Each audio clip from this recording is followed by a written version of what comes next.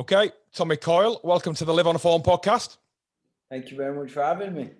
So, Tommy, obviously well-known, well-known and famous for your career in boxing.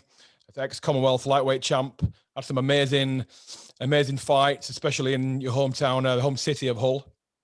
And I've been being somebody myself who's kind of built a business and lived around Hull for probably a decade in my life. I just know the depth of feeling for people that people have for you in Hull. You're universally loved and appreciated there. So for me, it's really interesting to meet you. I've sort of seen you around. We were mentioning before, I've seen you around a few times, but never really had the pleasure of being introduced. So yeah, it'd be great to, I guess it'd be great to kick off with what's life been like since retirement? 18 months ago, is that right? Yeah, 18 months. It's been tough. Very, very tough. Adjusting, on that transition from being an animal on the daily, just being an animal mentally, physically, to being a civilian, Yeah. Not having a fight. I have a lot of energy, a hell of a lot of energy, and having no fight anymore. It's tough. You go to the gym and you train, you work out, but there's no real end product. So I've kind of had to design an end product. I've kind of had to find new purpose, find new meaning. And it's been a real journey for the last 18 months, but I've learned a hell of a lot about myself. I've also learned a hell of a lot of stuff about some of the people I used to have around me as well. Okay. You retire, people start to go missing, and it's been eventful, but I've never shied away from adversity. And I kind of took the transition on as a challenge. Okay. And I said, right, come on then, throw it all at me. Let's see how tough this is going to be. And I genuinely think now I've kind of come out of it. But I'm not going to lie. I think I cried every single day for about 6 months. I actually lost a bet with Carl Frampton. I'd arranged to do a podcast live with Carl Frampton, the TKO podcast, to announce my retirement. And he said, I bet you're going to cry today. I said, nah. I said, I think I'm done crying, Carl. He said, I'll tell you what, I'll bet you 100 quid you cry. I says, well, I'll bet you 100 quid. I said, I ain't crying today. I said, I'm ready for it. I've geared myself up for it. Today's the day I'm going to announce I'm retiring. And anyways, I burst into tears. And I had to actually give him the 100 quid. Oh, did you? Even worse, mate. It's interesting. I can remember, I think the first time I probably saw you outside a boxing ring was at PhD. We sponsored a charity. It was a charity kids boxing event in Driffield, the Driffield Showground. I remember. Yeah, it was a black tie thing. I think it might have been about 2015 or maybe 2016. Yeah, it was actually probably 2016 because it was just after the fight with Luke Campbell. That's right. Yeah, and I can remember you came. You did an after dinner speech, and it really stuck in my mind. So two things really stuck in my mind, and I've listened to loads of bloody after dinner speakers, and they're polished and they go on forever, and it's a bit boring. And you spoke for about 5 minutes, and at the end I turned to my wife. My wife was there. We had a table with PhD, and she had tears in her eyes. And I'm like, what are you crying for? And she said, you know what? She said that was beautiful. And you spoke about, really, because it was a kids boxing event, you just spoke about what boxing meant to you when you were a kid, and how it gave you purpose and kept you disciplined and kind of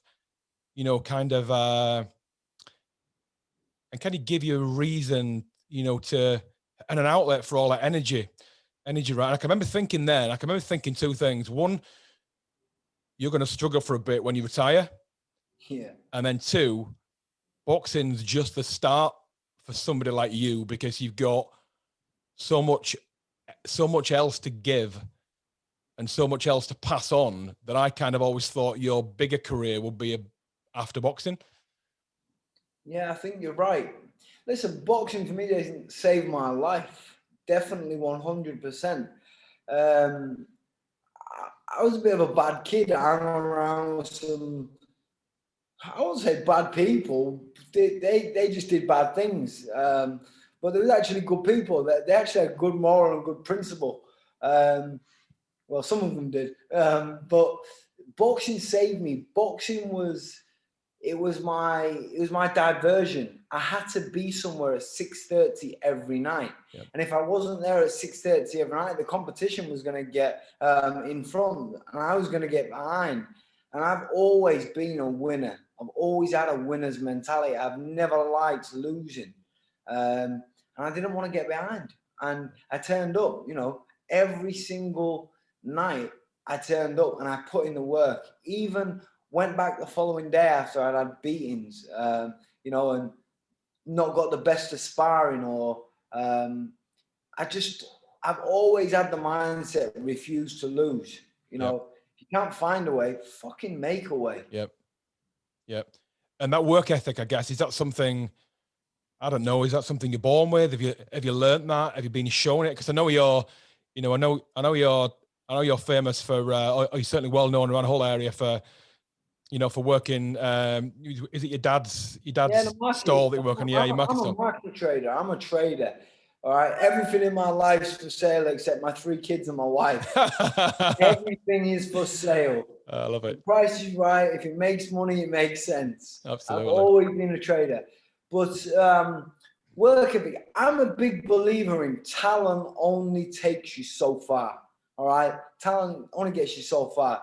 But if you're willing to work hard, make sacrifices, and persevere in times of adversity, then success eventually is inevitable. So I was a young kid and I knew I wasn't as good as all these other kids, but I knew they won't be willing to work as hard as me. And I'd be willing to sacrifice it all.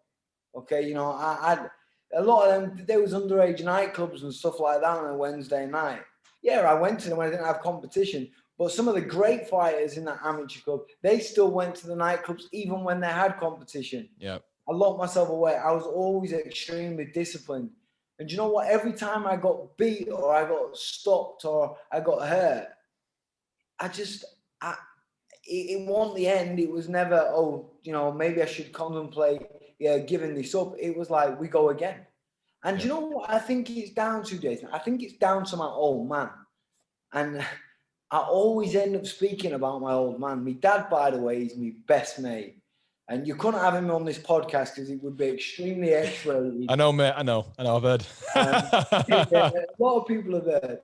But my dad was like this, yeah. And I get passionate about my old man because he gave me the best education I could ever have in life. And I'll tell you a quick story about never giving up and persevering and finding a way and making a way. I was twagging school one day, right? Because me and my pal, Josh Hodgson, who actually now has gone on to be a very successful rugby player. He plays for the Canberra Raiders over in Australia. Yep.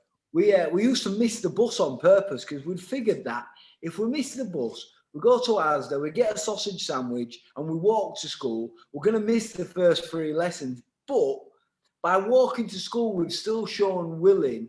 And, it was just an accident. We missed the bus. But look, we've turned up. We walked here. Jeez. Anyways, one day, gone to Asda. My fucking dad's van's in the car park. My dad's big fruit van. And I think, oh, shit, I'm being busted here. But I was intrigued because I'd heard my dad get up at 4 a.m. that morning to go to work. Because he'd always say, Debbie, get me fucking shoes. I'm late, blah, blah, blah, blah. And I didn't get up that morning. So I'm thinking, why is my dad in Asda? I just come. Anyways, I walks in, goes to the cafe. My dad's sitting there having scrambled eggs on toast. I says, what are you doing, Dad? He went, what the fuck are you doing? I says, I missed the bus. He went, oh, yeah, that old chestnut. I went, no, I said, honestly, I just thought I'd get a quick sandwich and I'd get to school. He went, sit down there, you. He went, Josh, get to school. So I went, Dad, why aren't you at work? He went, listen, he said, you caught me out. He says, I've done all the money in, son. He said, I ain't got nothing left. My dad, by the way, was a terrible gambler. He was a bad gambler. He was the type of man that had gambled on which raindrop on the window was going to reach the bottom of the window. You know what I mean? And he'd done all the money in. Now, at the time, I played for Leeds United. So my dad, and so did my other brother, Louis, he was taking us to Leeds in the van every single night, just, you know, and it was costing 30 quid a time in the diesel tank. Yep. Maybe 25 back then. It was a bit cheaper. And I remember saying to him, listen, Dad, I said, don't worry about taking me training tonight, because he was always whining about it. You bastards cost me 25 quid every time, you know, I've got to take you training. So I said, don't worry about taking, because he was always shouting, my dad. He used to scare us as kids, but I'm glad, because it made me hard. It made me tough. I say that, he didn't bring us up. He bred us like dogs. You know, he bred us he just bred us. He just made us tough and hard and resilient. So I says, don't worry about taking me training tonight, Dad. He says, oh, he says, be at them school gates, 4 o'clock. I'll get you to training by hook or by crook. He went, now get to school. So I goes, picks me up, 4 o'clock, gets in the van, and I'm not saying anything. I'm not really talking. And we get to the petrol station. And this is funny, because the petrol station we pulled into, I now work with that company, Soul on the Go. Yeah. And he pulls in, gets out, walks around, opens the petrol nozzle, puts the nozzle in, the fuel thing in, fills it, goes past 25 quid. Normally, my dad's a market trader. He just lives day to day. 25 quid, no more, just enough to get there and back. Yeah. Anyways, 30 quid, 40 quid, 50. He brings it. He fills the fucking van. He's never done that in my life. The diesel's pissing out of the tank because he put that much in. Thinking, I thought he was skint. Anyway, he comes back around the front of the van, gets in the van and drives off. I says, Dad, what are you doing? I said, you haven't even paid for it. He says, correct. He says, but I've got enough diesel in this tank to get you and your brother to training all week.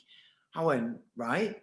He went, listen, he says, I won't get a letter off the police for about another 7 to 10 working days to say that I've drove off without paying. He said, 7 to 10 days, son. He said, do you know how long that is in my world? He said, I'll be back at work. He said, and I'll have a few quid in my pocket and I'll go in and I'll pay for what I've taken. And I was like, wow. He says, there's always a way, son. He says, and if you can't find a way, make a way. And I know it was wrong what he did. It was criminal. It's theft. But he saw it as a market trader's credit card.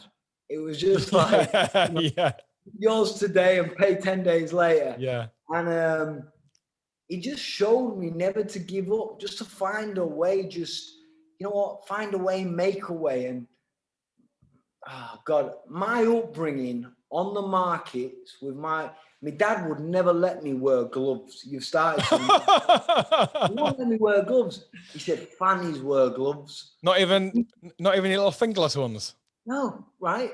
Because honest to God, and I'll tell you why, right? Because it was used to be metal store bars that we had to put together. I said, Dad, my hands are freezing. I was only 9 and 10, by the way, when I started working for Bloody hell, yeah. And he went, listen, fannies wear gloves. Like, so I said, all right. I said, don't want to be a fanny, but my hands are cold. He said, listen, you just grab the bars and you grab them tight. He said, then you rub your hands together like this and you get them warm. He said, pain is an emotion. And I used to think, you're crackers, Dad. Like, you are nuts. There's nothing wrong with wearing gloves if you're cold. It's actually smart, you know, to put a pair of gloves on to keep your hands warm so you can perform better. But he was just building me. He was building me into a resilient young man that, and he taught me to do things that I didn't really want to do, but I did them like I love them. Like today, I was at the market this morning and I was setting the tomatoes up. And I didn't set out and think, right, I'm going to put the best flash on this morning. He just said, you concentrate on each tomato. You put each tomato or each apple and you lay it perfectly. And when you stand back after 3 hours of setting up, you've got a perfect display. And my dad was the best backwards life coach I could have ever.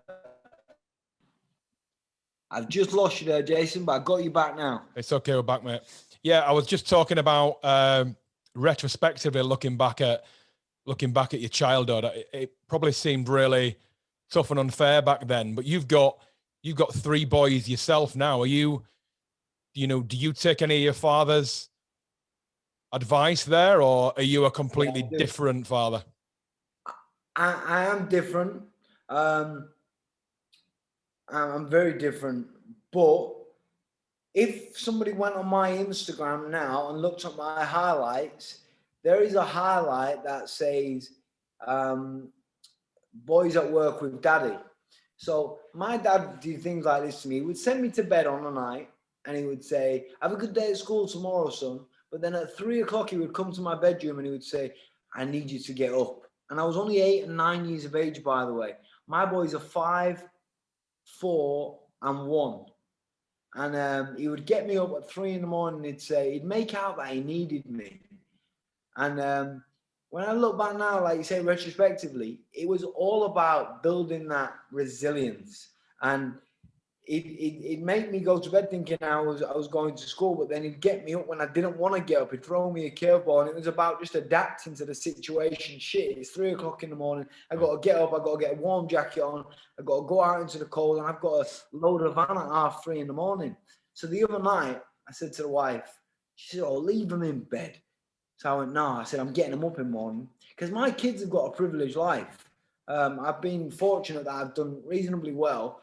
And we have nice holidays. They have nice toys to play with. They have food in the cupboards. They don't have a pound slot TV machine, or they're not on the electric meter or the gas card like I was. How do you find that, Tommy? Do you find that difficult, given how different it was from you? Because I'm the same. I've got a 6-year-old boy and a 3-year-old girl, and we were a typical West Yorkshire working class family, and my dad was a warehouse labourer, and my mum just did odd jobs, really, just because she looked after us. Yeah. And my kids now are completely different. Does it irritate you? It doesn't irritate me, but so I'm going to give all my fortune away, Jason. I want my kids. Listen, there'll be a little bit of a safety net there, but I'm going to make it so they've got to go and make it for themselves.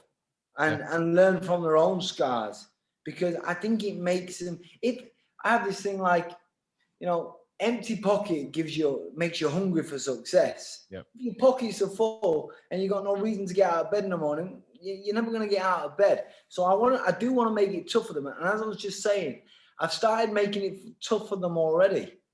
So I went and woke them up at 3:30 in the morning last Saturday. It's on my Instagram highlights. And I said, right, I need you to get up. And they didn't want to get up. My youngest one, he was straight up. But they was tired, and it took them 3 or 4 minutes to actually get out of bed. But I made them go to work and smash all the cardboard boxes up. And I don't mind giving them a great life, but I want them to understand how privileged they are, how fortunate they are, and how tough out there it is. Like, we do a lot of things in the community, and every Christmas we do certain things, and I take them with me. And they're starting to get to the age now where they understand that they're very fortunate. I talk a bit about that, the things you do in the community, Tommy, because I've seen the things you've done in the past, and I guess that's probably one of the reasons why you're kind of universally loved around the area.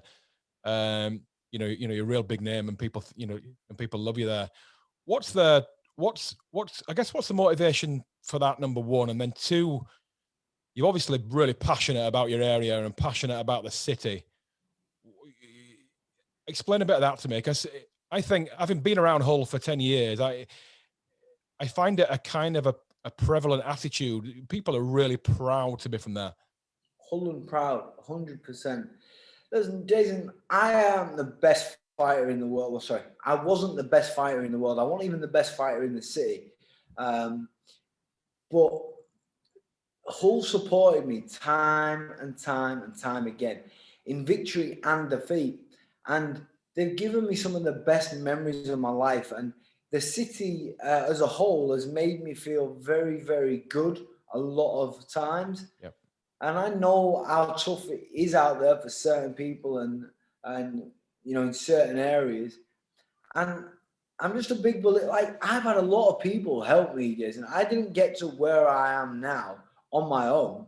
I've had sponsors, I've had mentors, I've had tons of help. And I've never forgotten that. I think it would be very rude and very arrogant of myself to say that I'm self-made. Nobody's self-made to start. No, I agree.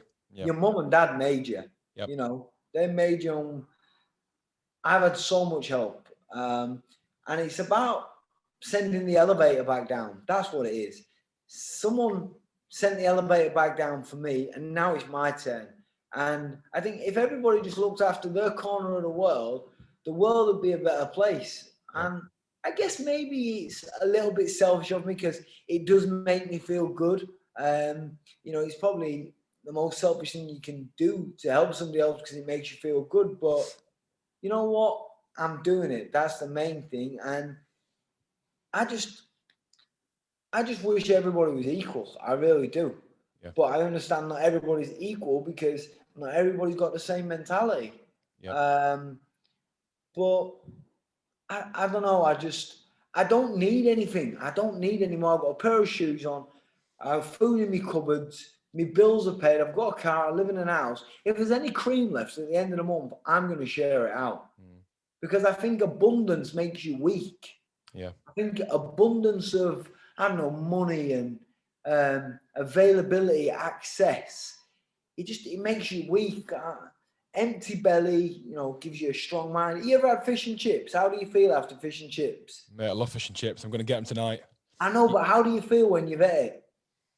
You feel shit. You want to just go to sleep. I feel a bit shit, yeah. I feel the same after pizza. Fish and chips pizza, I feel fat and lazy. That's it. So, like, being empty is what I'm trying to get at. Being empty and having a little bit of scarcity, it kind of, I don't know. Keeps you hungry. Yeah, it puts like lighter fluid on the fire. Yeah. So obviously, taught resilience as you were growing up. That's obviously, kind of perfectly suited to a career as a boxer. So when did you really start? When did you start boxing? When did you first fall in love with it? And then I guess moving through your career, when one of the most notable occasions that you really, really remember, that you'll take to your grave with you and be really proud of. My first ever fight, and this gets me real upset. My dad's not told me.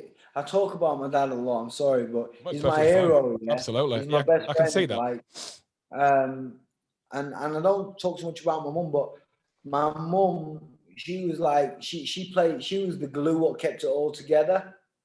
But because my dad was very hands-on with me, and after my first professional fight, he told me he loved me, and like. I was just boxing a guy that I was supposed to beat. It was just it was a format. He told me he loved me, and I'll never forget that. It was in Doncaster Dome. Wow. But, I was 6 years of age when I went in the gym. Do you know a guy called Carl Heath? No, I don't. Carl, he was a bad kid. I think he holds the record for stealing every charity donation box on Hessel Road, but he turned his life around. He was an orphan, and he turned his life around, and it's kind of like my life's mirror imaged. I don't want to undermine him, but maybe took it to the next level only because of the the platform that I created from the boxing. But he had a company called Boxwise, and it was all about saving kids. And he realized that I was probably going to be one of them kids what needed saving. Yeah. And it was Carl Heath who took me in the gym when I was 6 years of age. And he took me in the gym. He actually bought me. Do you remember the VHS tapes? I do, mate, yeah. Yeah. Absolutely remember them. VHS tapes. It was a Prince Nazim, licensed to Frill. And what a fighter he was, by the way. Amazing. Yeah, a showman. Oh, and amazing. I just fell in love with the game. And I went down to the gym. I got beat up the first night, but I was hooked. I straight away, 6 years of age, I remember the kid beating me, Billy. And I couldn't wait to get back in there, get better, and then ask him to come and spar me again and beat him. Like, I wanted to get him back.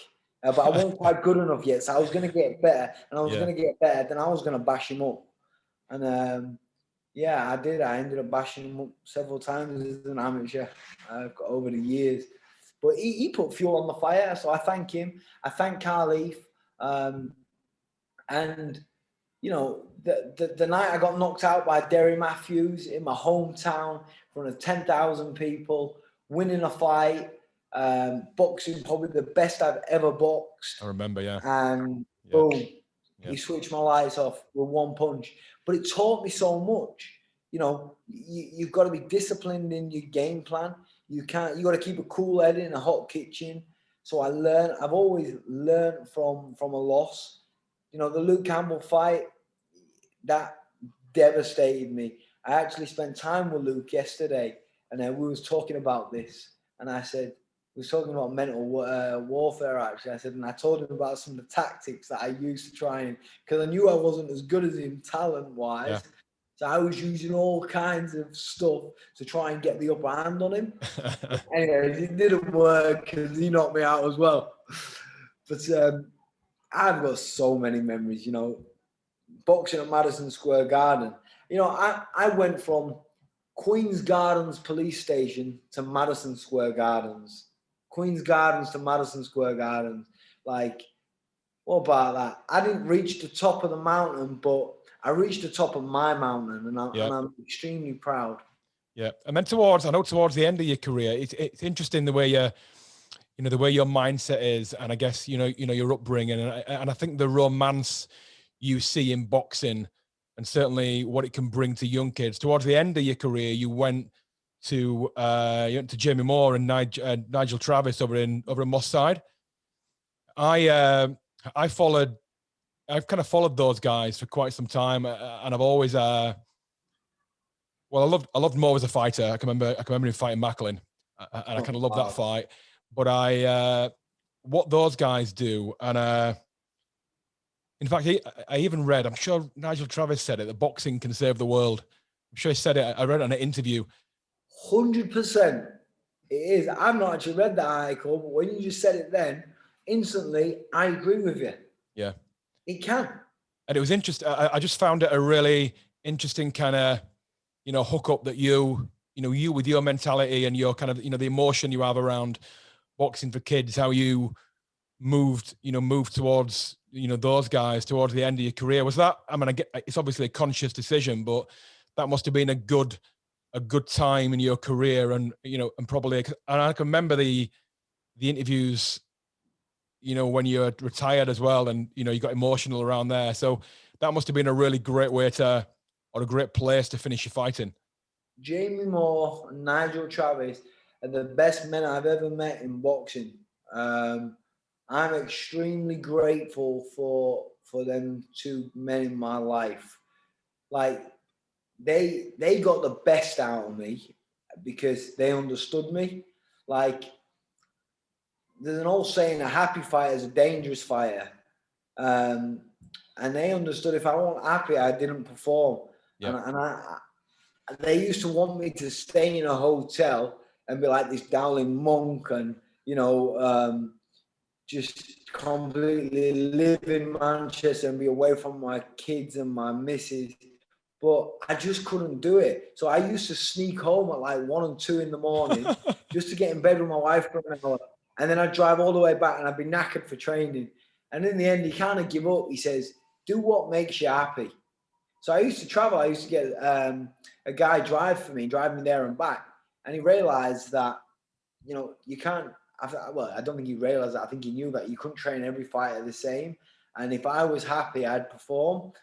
And we become best friends. Like, we had such a laugh. Like, if anybody ever followed our training camp, it was just like the playground. Pulling people's trousers down, burning people with the hot teaspoon, blow horns in someone's ear, like unexpectedly, fire extinguishing people. We just had a laugh. we trained hard, and you know, when I was in the ring, I wanted to take your head off. I want a nice person in the ring. I switched, but out of it, I just wanted to love everybody. Yeah. I just wanted to have fun. It's interesting you mentioned you drove at the start, you drove back, you know, to your family. What do you find that, I mean, obviously family is really, really important to you, but do you find that it brings you peace and it brings you structure, and the opposite to that is chaos, I guess. So, you know, family to you must be massively important, because I can imagine, you know, someone, I guess, with your personality, if there was chaos in your personal life, you'd find it tough, right? If there was chaos in my personal life, I'd find it extremely tough. But it's funny you say that. I actually get off on chaos in life. I actually find peace in the chaos. Do you know, like, say you like, I can't just have a gathering at the house with the lads. I've got to get a singer down from London. It's got to be fireworks, like, right, okay. And I can't just have a couple of people around. I've got to have everybody around. Yeah. And it's not just, you know, a pizza. It's like getting someone in to come and cook. I love hosting. Yeah. And I just don't have a greedy bone in my body. I love giving it. Yeah. I love sharing it. But the thing with Holly is, I knew she was pure. I knew she was real. She was with me when I didn't have a pot to piss in. She used to lend me a tenner out of her purse to get a taxi to the gym. Like, she had a car. She comes from quite a very successful family, and she had a car. I didn't have a car when I was young, but she had a car, and she would take me to the gym, drop me off.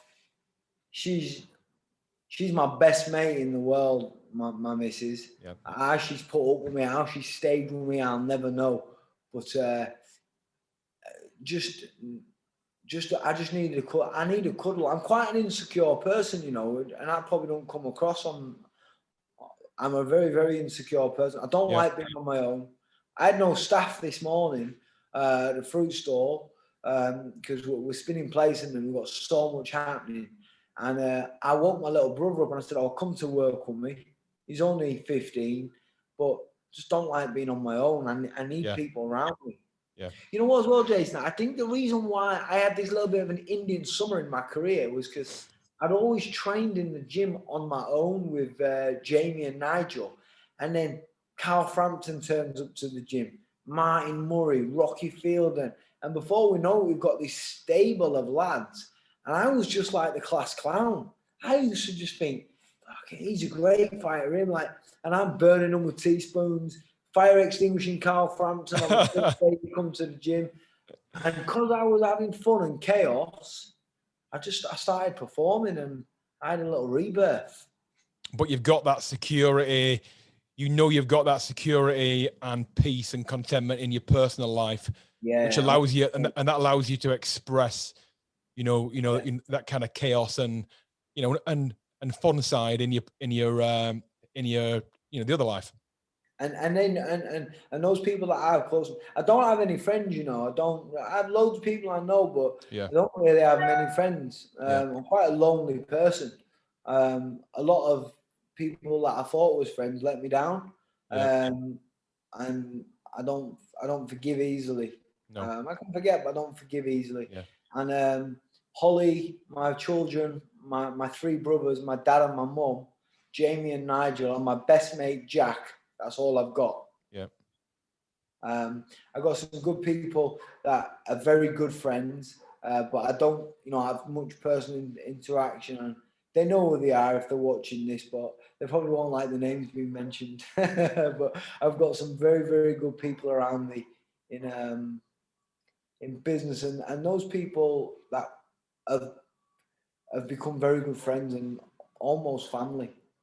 I think that's often quite common, though, I guess, for people like you, or aspirational, continually doing stuff, moving up, not looking backwards, and always, you know, looking to progress in your life. I think you know, unfortunately, you kind of leave some people behind, you take some people with you, and then you meet new people who, you know, who bring who bring really good things to your life, and you embrace them, and then again you move on, and I think that's just normal. So you retired. So 2019 you retired to Algeria. That was the last fight. I mean, you mentioned you found it tough. Last fight, Chris, yeah. Yeah. So tell us a bit about horrible. Tell us a bit about what it felt like when you knew that was it, and then a bit about that period after, and then we'll move on to what you're doing now, because I know you're doing a shitload now. So it'd be good to get to that. I always wanted to get out of boxing with my faculties intact, because for a kid who come away from school with no GCSEs or no real education, I've always been street smart. I've always been switched on. I knew how to market myself. I knew how to protect my brand. Yep. And I believe, I've got a very, very successful health and wellbeing company. We work with a huge blue chip company, Siemens Gamesa. And how can I sell health and wellbeing if I haven't got my own health and wellbeing? Yep. And I knew the way that I fought put a lot of miles on the clock. And if you put your finger near the fire enough, you're going to get burned. And it was getting to a point where my eyesight was deteriorating. And my health was not deteriorating, but it was becoming, I don't know, what's the word I'm looking for? Without saying it, I was putting myself in the danger of affecting my health. Yep. And I want to be able to read my kids a bedtime story. I do read my kids bedtime stories. The highway rat at the minute, actually. Oh mate, love that. Yeah, I've been through that. You read that one? Oh, I read that. Yeah, I love it. The Gruffalo as well. He's very greedy. Very greedy, mate. Don't like greedy men. Anyways, digressing. And I really wanted to have one more fight. I wanted to sign off in Hull. I wanted to come back to my hometown, and all those that couldn't go out to Madison Square Garden, sign a fight in front of them and have one more. But I was getting a lot of double vision. And I struggle with it now. I'm going to have an operation to correct my sight. And you only get one set of eyes. Yep. And there's going to be a lot of things in my life what's going to change. And if I risk my eyes, I'm never going to see them. Yep. My kids are going to get older. They're going to change. They're going to do things. I want to be there for my kids, a numero uno in my life. And there's much more to life than boxing. Boxing was just the first couple of chapters in my life. Yep. And I needed to... Well, Jamie Moore saved me, really. Jamie Moore saved me. He saved me from myself. And I wanted to get out of all my faculties intact so I could go on to do good things in business and be smart and stay sharp and look after my children and make the right decisions. So how long did it take you to turn it around, in your mind? Yeah, it was long. So the fight was in July. And then I was like, September, Jay, I want to fight. I remember calling out Ryan Garcia. I'm glad he didn't fight me because he would have knocked my bollocks in. He's a monster, right? Yeah, the monster. He said, do you know what? I went to Dubai and I remember sat on a boat with Jamie and we was looking at I've got the picture on me, some of the pictures on my Instagram, and we're looking at the Atlantis and we've got a bottle of Corona and we kind of toasted like this. And he just said, Tom, he says, you've achieved everything you're going to achieve. He says, all right, you didn't become a world champion. He says, but you boxed at the mecca of boxing, Madison Square Garden. He said, what better way to go out? Yep. He said, go out on top. I know you didn't win, he says, but go out on top.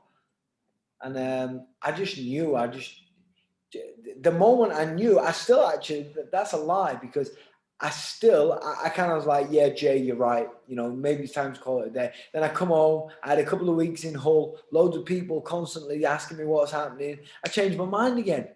And then I sparred a young man who comes in my gym and trains with us, and he's just turned pro at the minute, and I'm training him.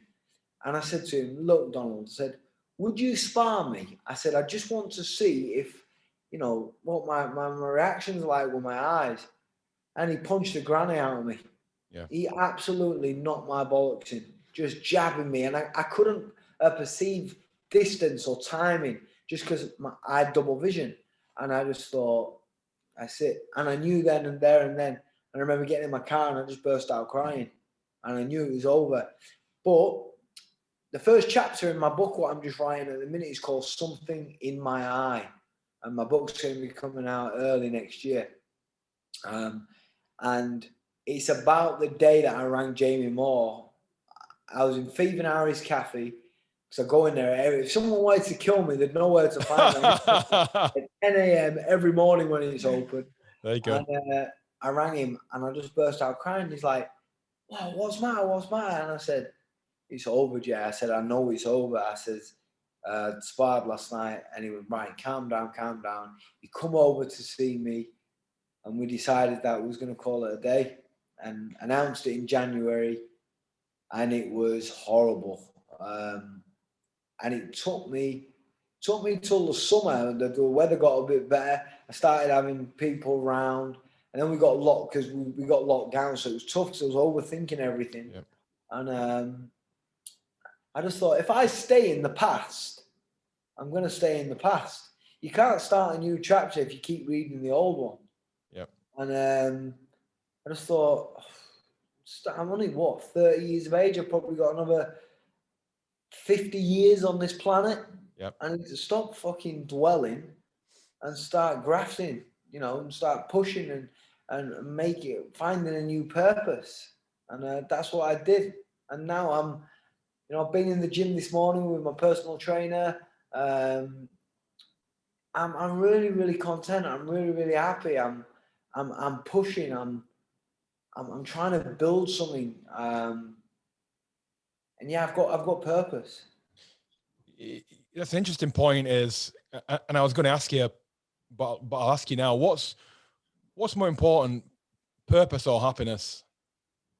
And which do you seek? Purpose, because purpose gives me happiness. Yeah. I need something to chase. Listen, people talk about stress. If you're not stressed, you're not striving. No. Get used to fucking being stressed. Yep. I don't want to be chilled out. I don't want to be chilled. I want to be stressed. You don't get diamonds without pressure. No. I want pressure. I want stress. I want a purpose. I want a reason to get out of fucking bed in the morning and go to war. Every day's war with me. I want to be the best. Yep. I don't just want to be the best. I want to be the UK's leading well-being and fitness brand. Yep. So yeah, I get up and I can't wait to get up. I don't like going to sleep because I think it's a waste of time. But I know you've got to, but because otherwise you're not productive the next day. But it's just boring, isn't it? You're just asleep. So what's your day like now? Because I know I'm reliably informed you can still be seen outside Sewell's at 7:30 on a Saturday morning. So what's your day like now? I got up this morning at 6. I was a bit late this morning because I was tired yesterday. I'd done some CrossFit training.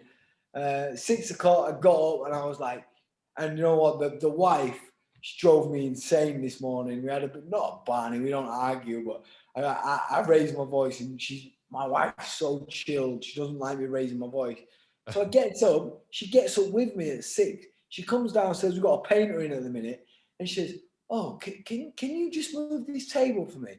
I'm like, "No." I said, "I got to be at work and I'm already late." She's like, "Oh, please." She says, if he moves on his own, he's going to scratch the floor. So me and her are moving these tables. I'm getting more and more stressed thinking, I'm late. So anyways, I did what I had to do, but I'm up, I'm showered, and I'm out. And I'm not coming back till 6 at night. Yep. 6 till 6, I'm out.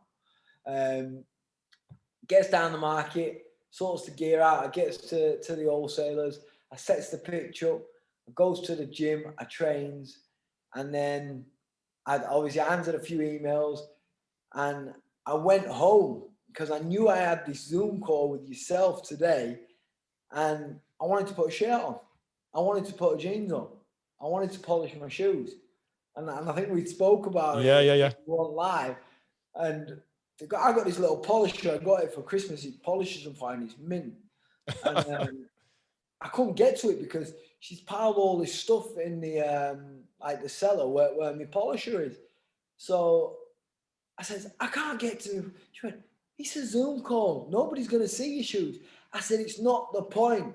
I said, it's how I feel. I said, I need to feel good. I said, I want to look good and feel good. And I'm a bit intense. You probably gathered this. I'm just an intense kid. I'm on a different frequency, I think, a lot of the time.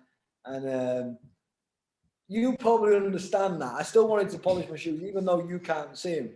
No, I get it, mate. I totally get it. It's almost like ingrained habits in it. Do you like things neat and tidy? Do you know what? I sound like a male chauvinist here, but I do like things tidy, but I don't do it because she does it for me. Right. But I think that's because she knows I like it tidy. She's an amazing woman.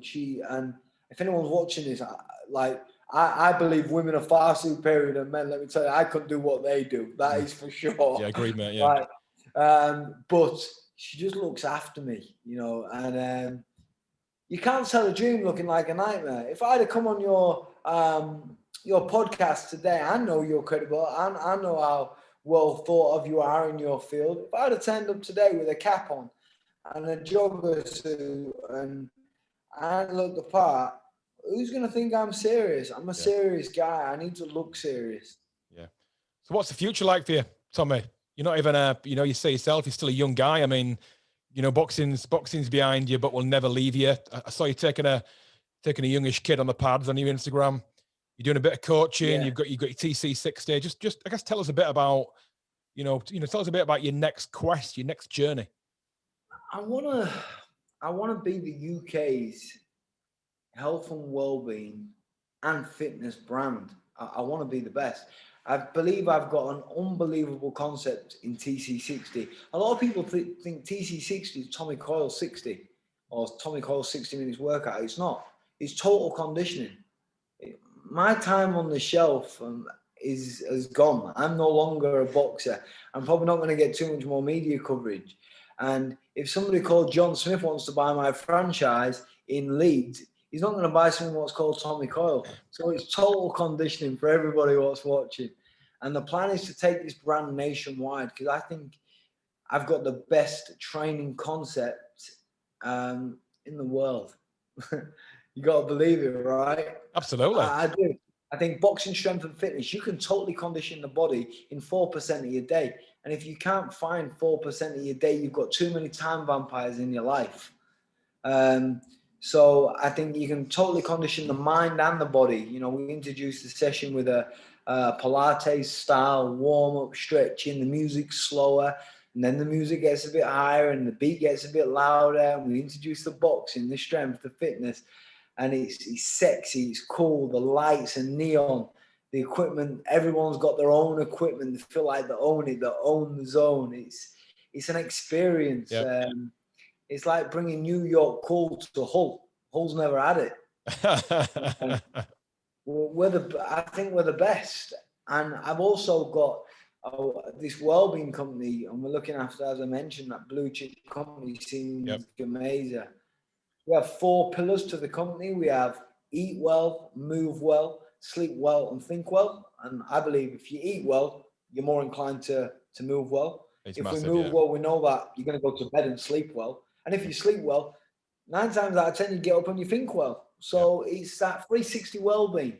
And it's about, I've not got, if you ask me what my product was, I'd say I don't have one because I don't have an off-the-shelf product to say, oh, there you go, Jason, I can sell you A or B. I go into the well-being place, I identify the problems, and I provide the solutions. Yeah. Here's your problems, because every workplace is different.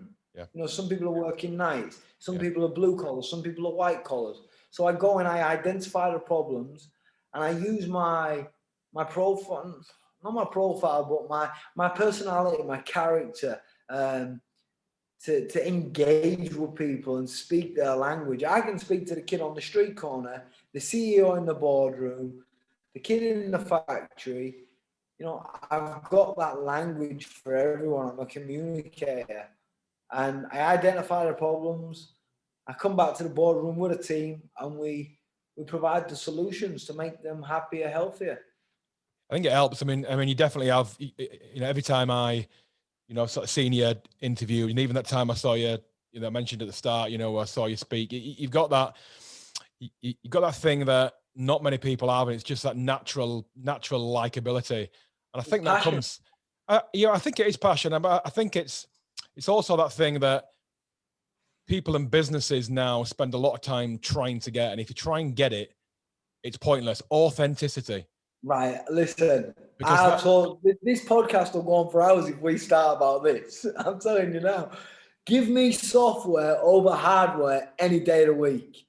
I don't want somebody who can do a fucking spreadsheet or whatever. I want someone who's likable, who's got charisma, personality, looks the part, plays the part, preaches it, teaches it, is a professional. All that software stuff, it's hard to find. And we've got a set of key core values in the company, and we hire and fire on them. Yep. If you ain't going to adopt them and live them and breathe them and be them, then this company ain't for you. And let me tell you, you can all have a slice of the action on my firm, you know, on our firm. You can all get a slice of the action. I have that thing like I'd rather have 50% of something than 100% of nothing. Yeah, completely agree. All partners. I'll make you all partners, but let's be professionals. So you're in again on your social. I seen you're in pretty good shape, mate. You're ripped to bits at the moment. What's your own training like? I'm doing loads of functional stuff. I had this conversation with a pal of mine the other day. I don't want to be like one of them kids who's finished, got in shape, real big, walks like I've got carpets under my arms. I want to be functional. Yeah. And if somebody says what's under the bonnet, I want to be able to say fucking plenty of gas. Yeah. So like I don't want to just look great and be a trophy. I want there to still be a bit of substance. So like, I don't know. I've got young kids. Like it might still go off in my life. I might be in a car park or a play area, and someone's dad gives my kid a little bit of shit. It might have to go off. Yeah. I still want to be able to do a bit. It's funny that, and then you do start thinking. I mean, you're quite a bit younger than me. I'm 45, and you do start to think about your mortality. You're good for 45. I hope I look like that. Thank you, mate. Yeah, well, I've not got punched in the head as much as you, so you do start to think about your mortality, and you start to think about what, you know, my training now is, you know, I want to live really well for a long time. I don't want to live any longer. I don't want to live till 120. That'd be a fucking nightmare.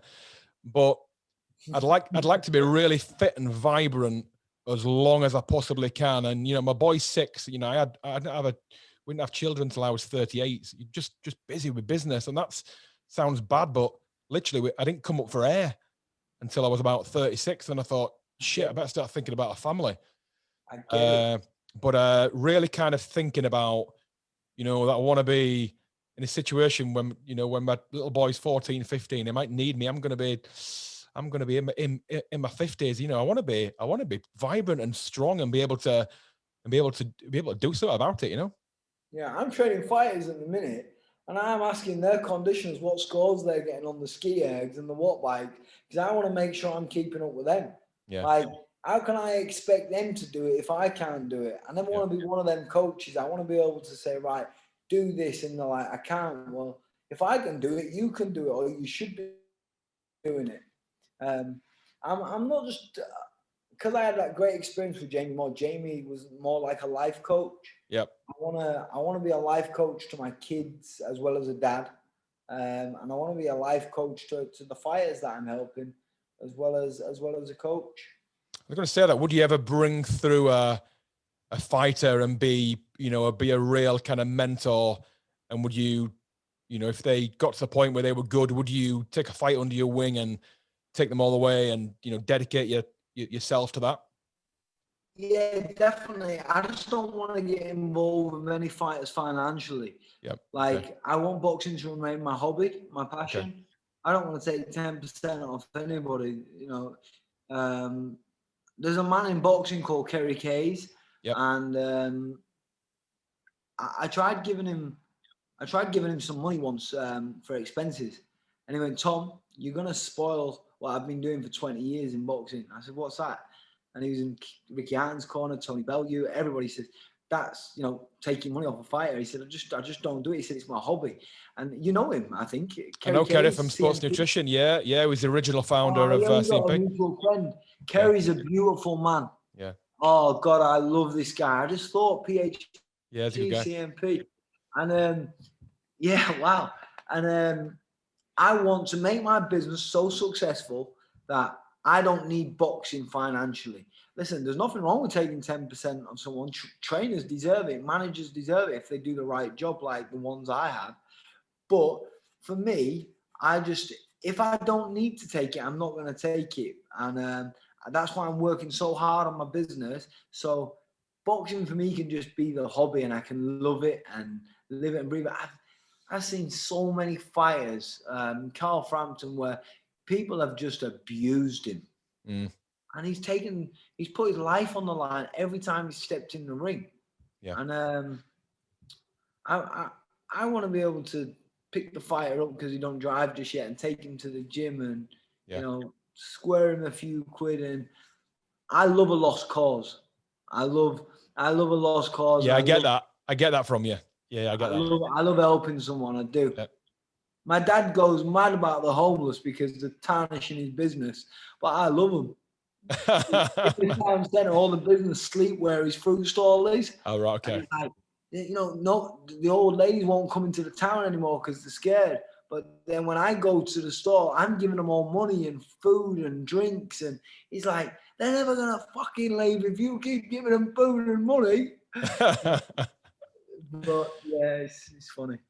Let's finish on your book then, Tommy. You mentioned your book earlier. What's that going to be about? Is it going to be a life story? Is it going to be taken from a certain time in your life onwards?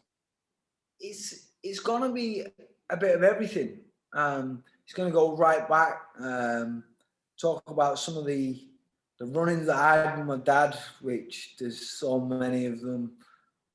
Guns, police, hickory bats, loads of things. It's going to just be a journey right through my life. And I don't know, maybe there'll be a second edition. I'm not experienced enough to write a book on business yet, but I'm constantly learning and constantly studying. So I once read this thing of what Will Smith said, and he said the keys to life, he said, are running and reading. And he said, why running? He said, because when you're on a treadmill and you're running, there's a little voice inside your head which says stop, or I can't go any faster, or can't go any further for any longer. He said, if you can learn to defeat that voice, you can learn, you can do anything in life. He said, but why reading? And this was the bit what got me. He says, there is no new problem in life. And this ties in with your podcast, Jason. There is no new problem in life. He said, there's been millions and millions of years go by. He said, there isn't a problem what somebody hasn't written about, and you can go to the library and read about. So I started thinking about this, and I thought, I'm going to go to the book and read about this problem that I've got and learn how they overcome it. And I guess it's a little bit like your podcast. There might be people watching this, and they might take a bit of inspiration from it, or learn how to, just persevere or push on. So that's what you're doing. You're offering the new version of reading. Yeah. It's interesting. I mean, I started to do a lot of reading from again when I came up for air, about 35, 36 year old, and I had kind of a bit of an intellectual rebirth almost, where I thought, shit, I just found loads of things interesting, and I had more time to learn. And I it's that old kind of saying, if you can accept that you know nothing, then and you can step away from the ego, get rid of the ego, accept that you know nothing, then you can learn then. And we've got so much to learn, more than half your life left, which is exciting. I just started listening to Ego is the Enemy. Oh, Ryan Holiday. Yeah. So, Yeah, I'm a big fan of his. I'm constantly trying to upskill myself. You know, I'm not the finished article. I don't know everything, as we just said. We've got 2 ears and 1 mouth. If we listen twice as much as we speak, we'll be twice as smart. Yep. So yeah, I'm all ears, and I've enjoyed this. Listen, we need to meet up properly. We'll do, mate. Once we can escape house arrest, and I can come out. It'd be great. As I say, I've always, followed your career and known a lot of people who, sort of know each other, some mutual friends. But I've always had a massive amount of respect for you, mate. So it's been great to catch up. Yeah, thank you very much for having me. I'm again, I've known of you for years and what you did at PhD, and what a brand that is, by the way. Absolutely. Thank you. Yeah, I'd love to talk to you on a more personal level about brand and protecting that brand. And, anytime, yeah. No, you're welcome, mate. Give me brand over profit any day, because brand makes profit. Absolutely. Yeah. Yeah. It's eternal, right? Yeah, absolutely. Thank you for your time, mate. Cheers, Tom, mate. I appreciate it, mate. Take care. Bye-bye.